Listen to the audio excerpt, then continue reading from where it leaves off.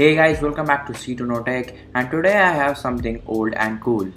This is the PSP 3000. So this is the PSP 3000 or the PSP 3004 to be precise, and this is the slim version of the PSP with this piano black color, which still looks very nice even though it is having a lot of scratches on it.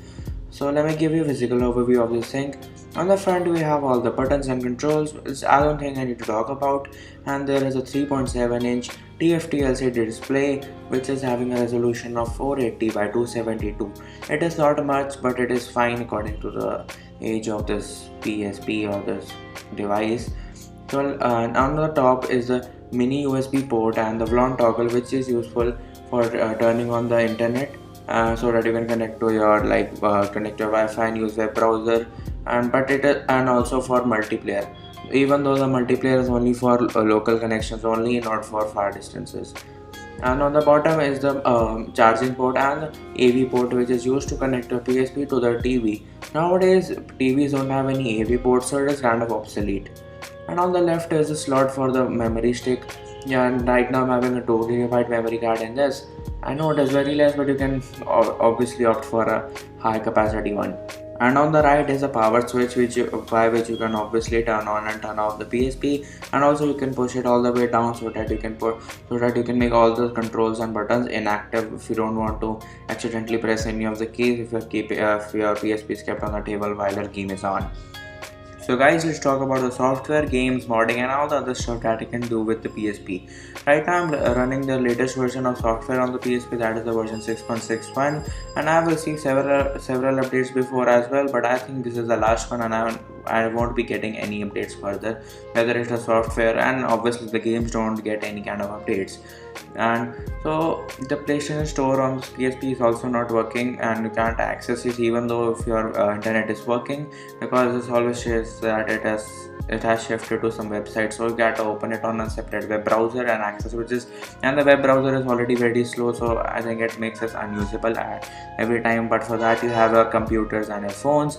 So you can, as the PlayStation Store is not working, you can also not download any kind of digital games. So the only way that you are left is with the UMDs, and you can obviously download digital games if your PSP is modded. But if you don't want to mod your PSP, then the only way left is UMDs and all the physical copies.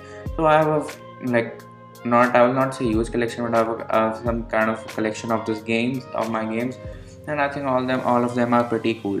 But if you want a huge collection of games and maybe even want to play some PS2 classics or PS1 classics, then you can get your PSP modded and download all the ISO files and all from the third-party websites. So guys, let's talk about the hardware and how all the hardware of this PSP has lasted even after this long time. So let me start with the display. The display is still as good as new, and there is no any such issues like flickering or etc. But obviously you can pixel peep because the resolution is not that much. And as you can see from the video, I am recording it from a camera, so you can see that RGBs and all that coming on the screen. But that is because of the low resolution. And the next thing, that is the speakers. The speakers are also very loud actually. Not that loud as a modern phones or something, but it is very loud considering that this is very old, and also the quality of the sound is also very nice. So let me talk about the gaming. The gaming, basically it is a part of hardware because it is the GPU of this PSP that handles all this gaming stuff. So I think the gaming has been affected a little bit after this time, because I feel that the game doesn't run as smooth as they used to earlier. And I have noticed this issue in mostly GTA Vice City Stories, GTA Liberty City Stories, and Midnight Club, or some other games like Cars Race-O-Rama. But the game doesn't lag that much that you cannot play it. It's very playable. I think it is giving around 25 or maybe 25ish FPS in these games, and the rest of the games run pretty smooth with around 30 or maybe more. I don't know, because I cannot download any software called like Fraps or something to measure the FPS, but other games seem to be very smooth compared to these ones. And now let me talk about the battery. So now everyone knows that after using this for such a long span of time, the battery will not endure for much long, and this also happened with my PSP. So I thought that the problem was with the battery and the charger both, because the charger was taking too long to charge the battery, and the battery didn't last as long even in standby or while gaming, because my PSP took around 5 to 6 hours to charge. So I either played it with 50% of the charge, and if I kept it for just a few hours, the battery will drain so much that I cannot have to charge it again. So first of all, I ordered the new charger from Amazon, and I found out that the problem was with the charger only, because the new charger made my PSP charge within like 2 to 3 hours, and now it lasts very well during the gameplay also, and also at the standby if I'm just kept it in the shelf or something. So, and the battery is still the original one on this, and I'm very glad that I'm still having the original one, and it works pretty well. So if you guys have such problem with your PSP, so I'll link down the link for the battery and the charger in the description. The links will be from Amazon, you can check them out. So the one thing I forgot to mention about the battery, about the charger, is that you should always go with the stats mentioned on the battery and on the charger. So I've ordered the 5 volt the 5 volt charger, and I think getting a higher capacity one just to make it charge faster is not recommendable, because it can damage your battery as well. So let me talk about the third party stuff or the accessories that you can get.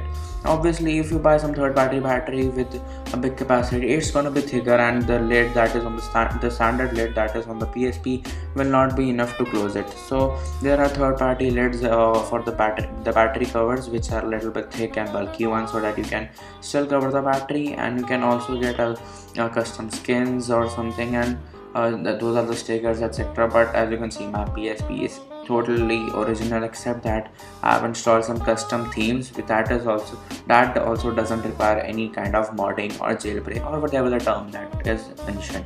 And the other thing that I have is the pouch in which I keep my PSP. This pouch was able to fit the original charger, but the new one is having the adapter and two separate wires, so it doesn't fit. And this one I have to keep it separately in a box.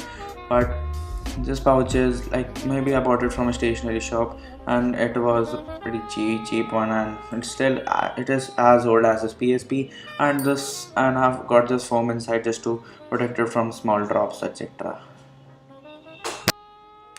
So guys, let's finally come to the point that is the PSP 3000 or even the 2000 or 1000 worth in 2019?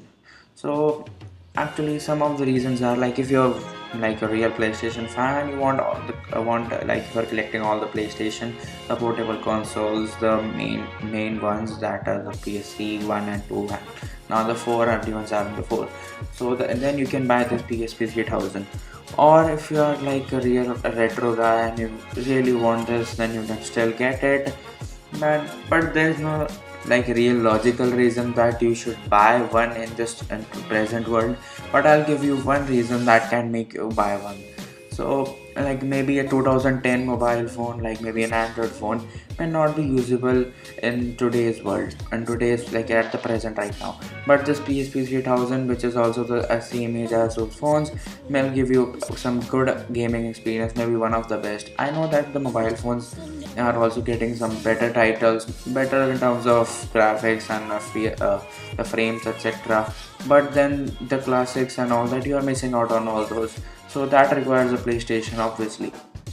So maybe some of the reasons that may make you not buy this PSP might be the new technologies, maybe the transfer speeds, or maybe the speedy software. Even though the software is very fast and smooth and it is very optimized, and also the old mini USB connectors that because you require that port to download some modded games, etc. So you need to buy separate cable. But I think the cable, etc. is pretty cheap, so I don't think that all these things are deal breaker. And these cons also doesn't affect much to the reason that you want to buy one of the PSP.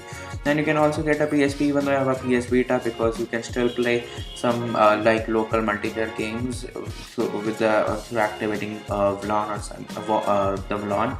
And I'm calling it VLAN because it seems to be pronunciation, even though I know what does it mean. So that can help you even if you have a PS Vita as well. So I think all these points and reasons make it still worth in 2019. But one more thing I'd like to mention is obviously the price.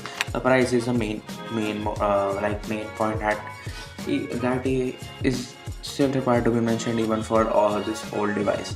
So if you check out on eBay, you'll get the people like asking for around 2000 to 6000 rupees, and even charging as high as 24,000, because they mention something like it is imported from Japan, etc. But I don't know if it is really or something. But just from the raw facts and data, I can still say that it is available within 2000 to 4000 rupees.